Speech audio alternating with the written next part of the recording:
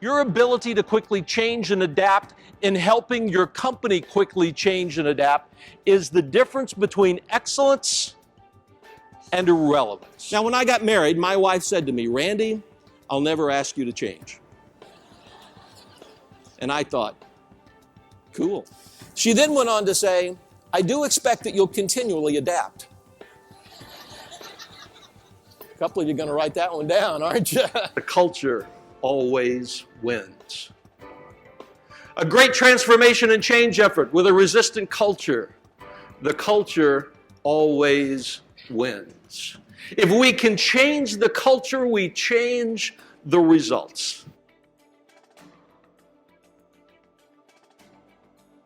Change doesn't fail because of bad models. It fails because of faulty leadership. The biggest barrier you will face to change is probably not at the top and probably not at the bottom. It's in the middle. You see, if you buy this premise, everybody wants to do a good job.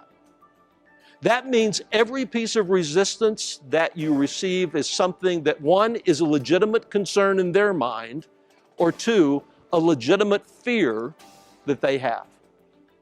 You see, we all bring baggage to change. Some of us carry little overnight bags. Others of us have great big steamer trunks on our back.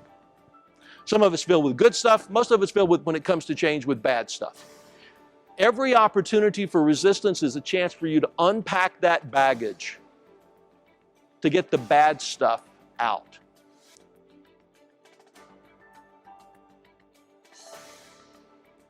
You ever noticed how many words and phrases there are for reasons why we can't do things in business? What you to do is change the conversation to not, "they would never let us," but "how would they let us?" Not "that could never work" to "how could that work?" 7 last words of any organization. We've never done it that way before. See, the challenge most of us face, I believe, isn't what we know.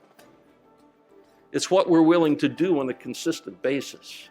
In a world where more and more businesses are becoming transactional based, I think the strategic advantage is to become partnership based. Yes, you have to be good at the transactions. Transactions are fundamental, but the advantage truly becomes partnership based. So here's the question I want you to ask. Are your customers going back and selling for you? Excellence is not an act, but a habit. It is the culture that creates the habit. It takes how long to develop a habit? 21 to 30 days, right? That's wrong. I think it depends on the habit. For example, I read that eating dark chocolate was good for your heart.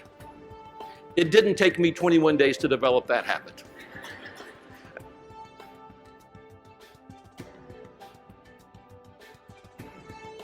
The present should be guided more by the future than the past. What will you do today? What will you do right now? What will you glean from this conference? What will you capture in information in the hallway? What will you do today while you're here? What are you going to do today that will guarantee your success tomorrow? The mind stretched by the possibility and the potential of a new idea never returns to its original shape.